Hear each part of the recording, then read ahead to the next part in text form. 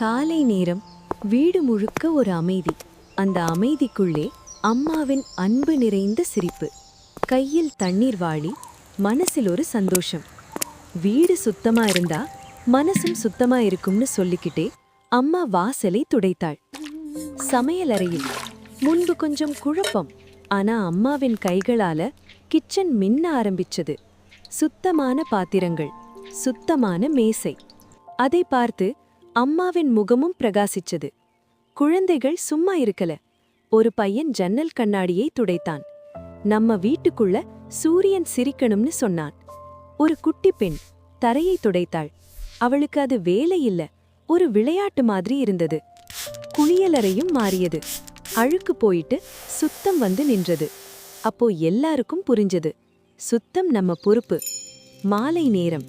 வீடு மட்டுமில்ல, அவர்களுடைய மனசும் சுத்தமாயிருந்தது. அம்மா மெதுவா சொன்னாள்,